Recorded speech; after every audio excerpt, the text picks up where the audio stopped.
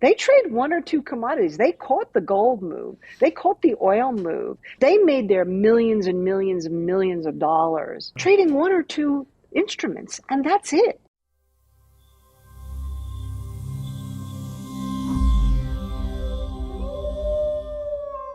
Welcome back to another episode of the Wolf Podcast, the world of learning finance, of course. I'm your host, Gav Blacksburg, aka Wolf Financial from the world of Twitter. And today I am joined by someone who I've really come to love having on my Twitter spaces. And that is going to be Mish, also known as Michele Schneider.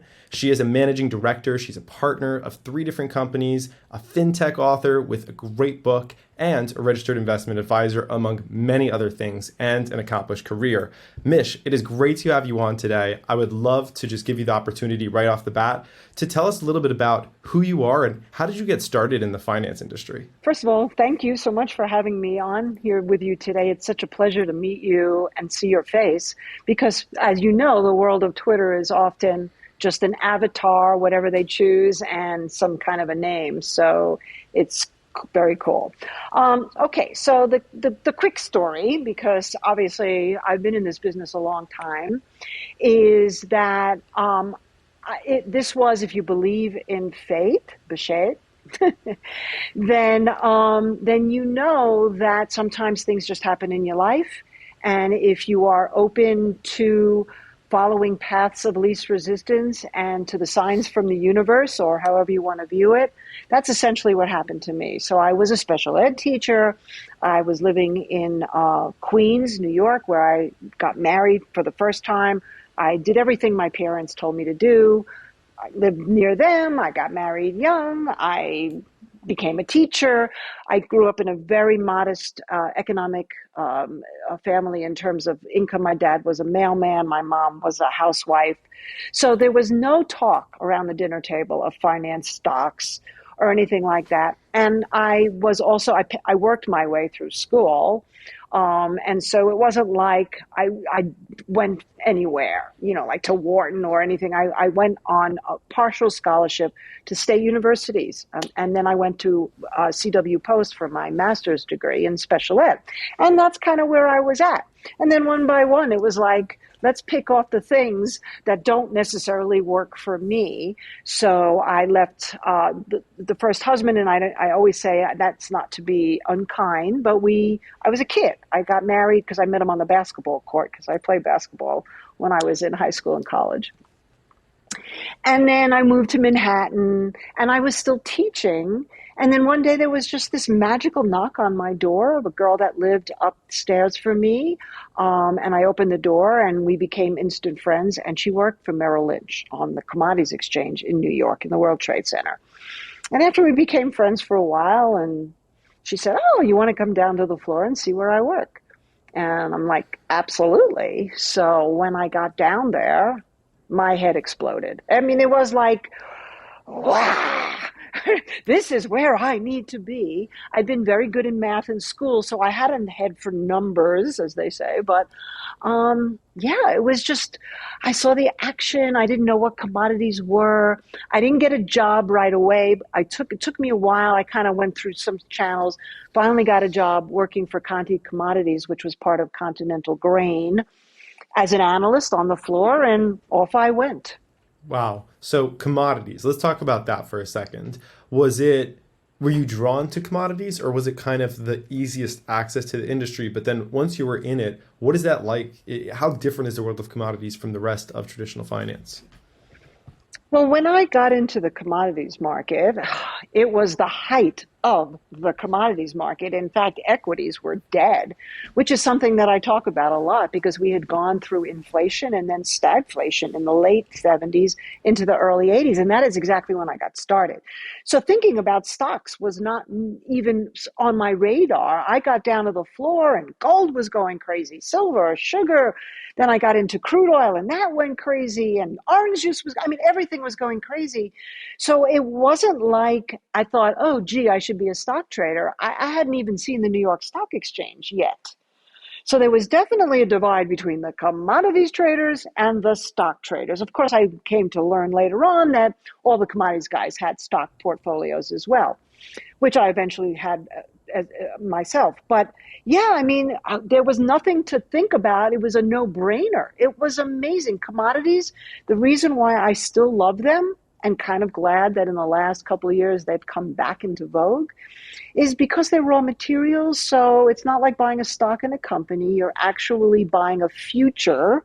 Now you can do it through an ETF, but you're buying a future based on the speculation on whether or not you think that particular commodity, whether it be mined or grown or cows or, back then pork bellies, you thought that they were either going up or down based on really basically technical analysis because we didn't have the information we have now, but also some fundamentals as well. So it was fun. It was a lot of fun. Yeah, I've only tried trading commodities via futures once. I think I ended up trading some lean hog futures. It was interesting though. Yeah. Well, you kind of tend to remember your first commodities trade, right? Because it's so different than buying a stock. But the procedure really is kind of the same as far as there's Yeah. support, there's resistance, there's moving averages, there's phases, there's breakouts and flags and all the same stuff. It just moves a lot faster sometimes than what a stock would, although these days not so much. After a decade in the commodities industry, you really translated those skills into a bunch of other areas, a bunch of other firms. So, talk to me about how it was a launching pad and what you did after that. Well, to go back a little bit, so in 1982, Conti Commodities went belly up because they were backing all the trades for the Hunt brothers that tried to corner the silver market. And that didn't work out so well. So they had to declare bankruptcy. Part of the Hunt family did. Not, the sister did okay. Interestingly enough, it was the brothers.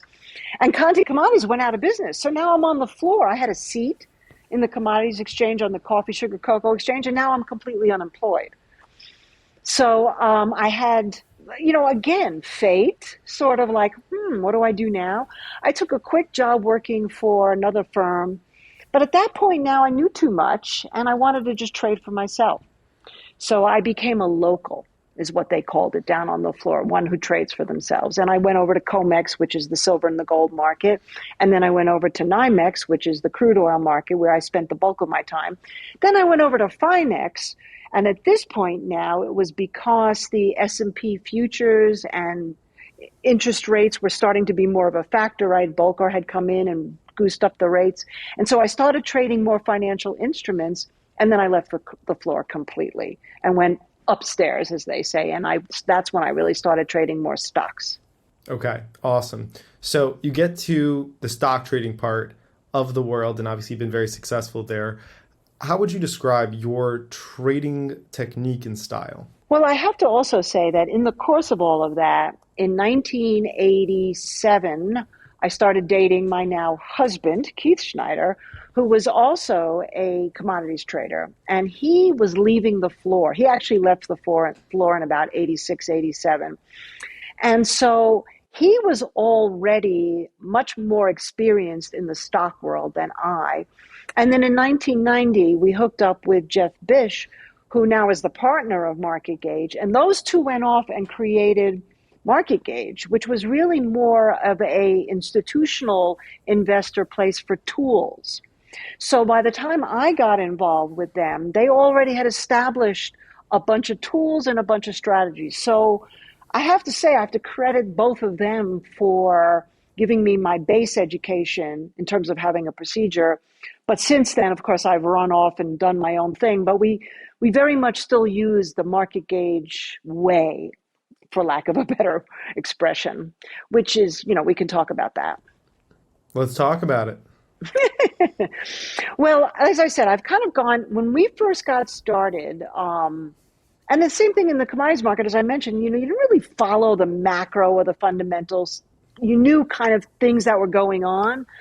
But as I got deeper and deeper into stocks, I started looking at the economic indicators. And I realized that we were kind of a couple of steps ahead of the economists most of the time, because economists are necessarily not market timers, or not necessarily market timers. In fact, they're not.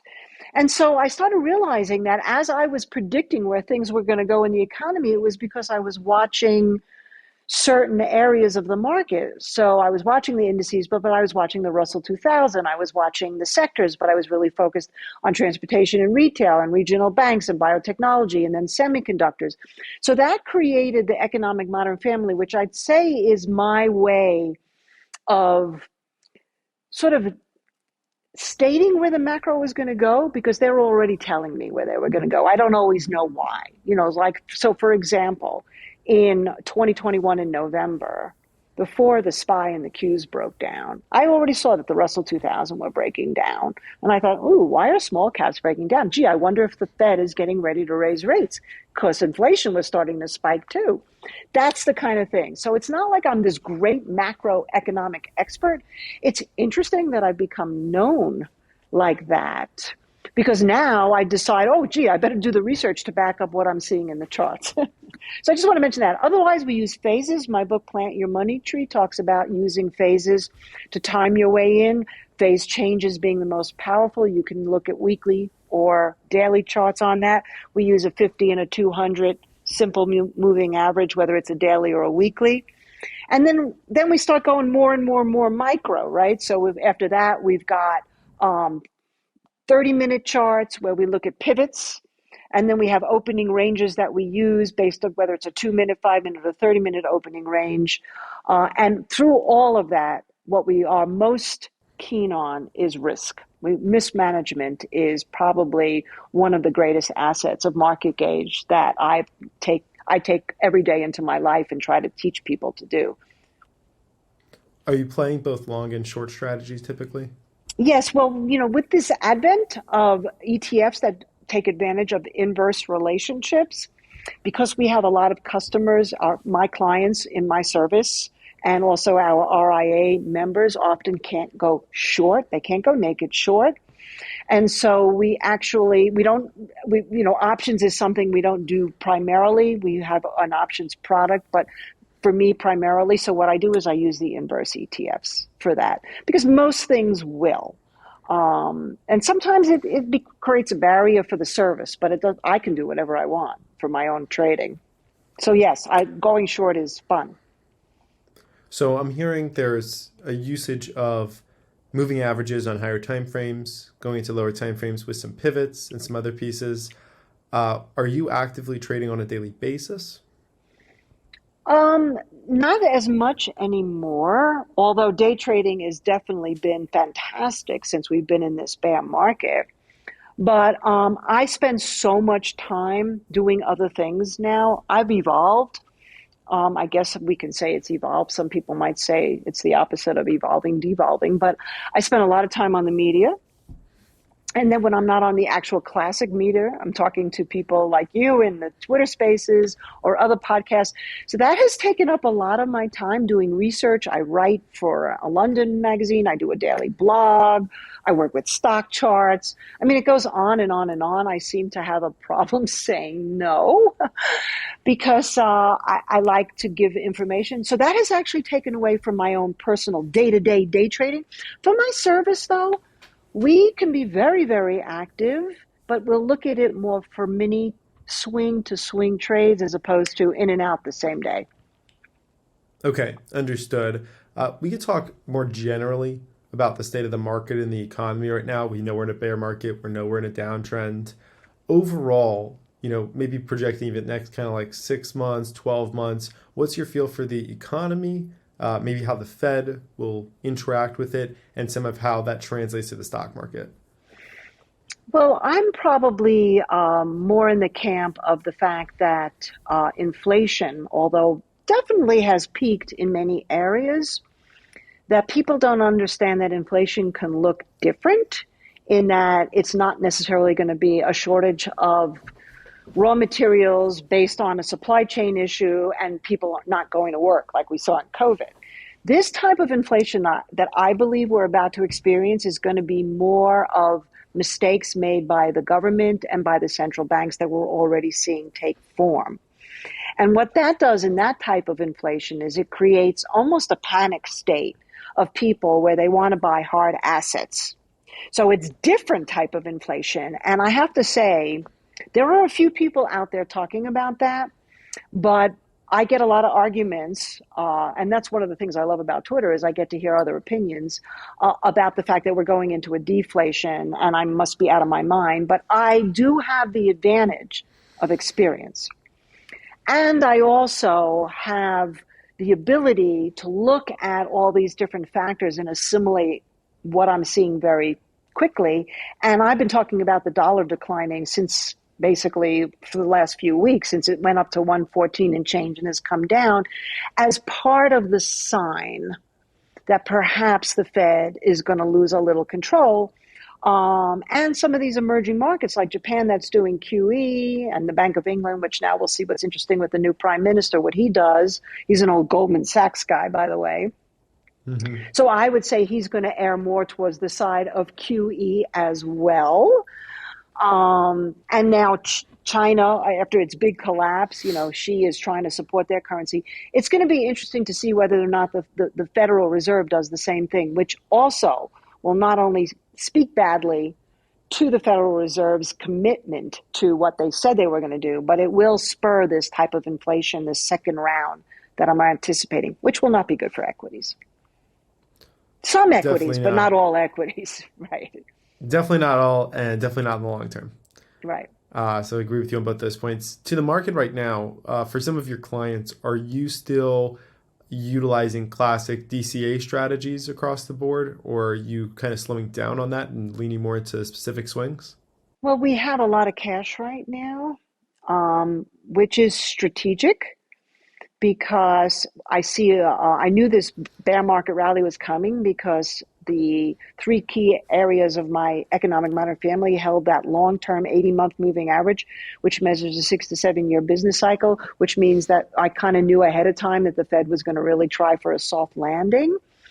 So we raised a lot of cash. Now we're at a very critical point here where we just rallied into major resistance. Today, as a matter of fact, as you and I are speaking on Tuesday, with the rates, the yields, I should say, dropping and the TLTs rallying. So I am looking to do more swing trades at this point when I have more evidence of either A, the Fed will indeed lose control, or B, things aren't as bad as they seem right now.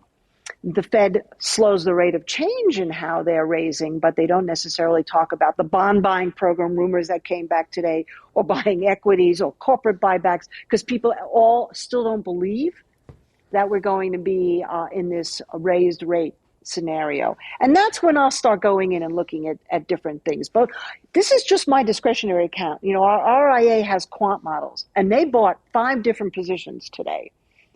In terms of the big cap stocks. So we're always doing something somewhere, whether it's crypto, we have a crypto product, which might wind up getting a signal because Bitcoin crossed the 50-day moving average today. It's really going to depend on conditions. I hope that answers your question. Absolutely. Were any of them in the energy sector? Yes, 3 of the 5 were in energy sector, and the other 2 were biotech. Good calls. Added some energy today as well. Oh, okay, good for you. Thank you. What lessons do you wish you knew earlier in your career? I think the biggest lesson I wish I knew was I had the opposite of FOMO. I wasn't afraid ever of missing out. I was more not confident enough to believe in myself to always trade everything that I would walk around saying. I mean, I'm in the media now, right? So it's natural for me to go on Bloomberg and say, hey, guess what? I think gold is a buy because it had a double bottom. But back then, when I was on a floor trader, I used this thing called commodity perspective, where I'd look at the charts of all the commodities, and I'd speak to a couple of guys and I'd say, it looks to me like it's time to buy soybeans, for example. And then I wouldn't do it. And I still find that my biggest obstacle for myself is not doing what I say. And I don't even know why. I think it's just part of human nature. A lot of people count on me, but then they're doing what I say. So I'd say that's probably been my biggest thing that I want to tell people, besides the fear of missing out, which is just crazy because there's always an opportunity the next day and the next day and the next day, is, if you understand that taking a loss is part of the game and you're not afraid to take a loss because you have confidence in the fact that when you actually make money, the idea is to let your winners run and cut your losers fast. If you can live by that simple credo, then if you're doing your research and you have a strategy or you follow somebody that you admire, by all means do what you think, because that's the only way you're going to find out if you're right or not, or make money, I should say. Yeah, absolutely. And it's definitely a relatable concept to what you just spoke to, especially for me. I'm on Twitter Spaces all the time. And this morning they were like, I mean, I took several plays and I think I had like 6 or 7 winners this morning, but there were, another 5 where I was like, oh, hey, this looks real good. And I just didn't get in. And then I look, later in the day, I'm like, oh, it's up like 80%. Right. And things are just moving. So it's really, really hard, like you said. And sometimes I think it's because you don't want to overshoot with quantity. Right. And you might say, this looks good, this looks good, this looks good, but you don't want to just like kind of spread out so thin. So you go to less. And at the end of the day, I also, I think you have to find the middle ground, because you want to follow the word and follow your thoughts, but you also want to have risk management, like you were saying, right, in moderation. And if you're someone like me who talks a lot, you might say a lot of things that you want to be doing, and you have to funnel it down a little bit. Well, I have to tell you that I think it's a fallacy to think that you need to be in 11 positions in the course of a day. Because remember now, where I come from, commodities market, all the richest people, including Paul Tudor Jones, they trade 1 or 2 commodities. They caught the gold move. They caught the oil move. Maybe they had a few positions in some other markets that were more longer term, following a trend. But they made their millions and millions and millions of dollars trading 1 or 2 instruments. And that's it, 1 or 2 commodities. So it's really what happens is you learn is if you want to focus, narrow your focus down so you're not driving yourself insane during the course of the day, is if you buy 2 or 3 things, let's say, or even 2 things, and they start to move up, add to that position, move up your stop on your initial part. Get some more profit, take some off. Get a dip, buy some more. That is the true day trader of the commodities world. I traded 1 instrument for 6 years, and that was crude oil. And I did unbelievably well, but I spent all day trading crude oil. So I'd bid, it would go up, I'd take some profit, I'd buy some more. I would do this, I'd be in and out of that during the course of the hours that the market was open, on average of anywhere between 3 to 10 times a day. And I would carry home a position if it really closed in my favor. So I'd have something to work with in the morning. So there's a lot of money to be made when the market is trending or an instrument is trending, just trading that one particular instrument. And then just, like I said, add to the position, which is a very sophisticated thing to do, and a lot of people are afraid to do it. Well, if I bought it at 80, why would I pay 82 now? Well, that's because you probably think it's going to go to 85 or 86, so why wouldn't you? Right. Just keep managing, keep step laddering your stops. For sure, especially when you find something where you really understand that sector and the fundamentals and have a good grasp on fair value. And absolutely, like you're saying, like right now, if people just like stuck with energy all year this year, like they'd probably be doing much better than people that are like trying to find something that's hot every single day and going back and forth and looking. And also, understanding, like you were just saying as well, even though a lot of these stocks are up 40, 50% this year, they are where the money's going to. They are the sector that's getting the rotation. And, you have to look at oil and other areas, right, and have an understanding of where the pricing is. All right, really good stuff. Pivoting just a little bit, let's talk Twitter for a minute. How did you get into Twitter, onto Twitter, pick your username, pick what you were going to use Twitter for? Well, I started in Twitter in 2009 after I went to a conference in California, and I met a bunch of other traders, all of whom I still follow today and follow me, who said, hey, Mish, if you're going to start a service, you better get on Twitter. I was already writing a blog called Mish's Market Minute, so I shortened it to Market Minute. That's how that got started. And since I have been doing this, some would say that I'm doing really well because I have like 23,500 followers. I look at it and go, I see people who don't have nearly as many as interesting or accurate things or educational things as I put out, who have 200, 300, 400,000 followers. And I try not to get myself into that head, because you could weigh your own success on how many followers you have. I mean, that's right. Isn't that a big issue with a lot of people on social media, is that their Yeah. ego People becomes equate tied the to that. two. Yeah, and I'm trying not to do that, but hey, I'm a person, right? Yeah.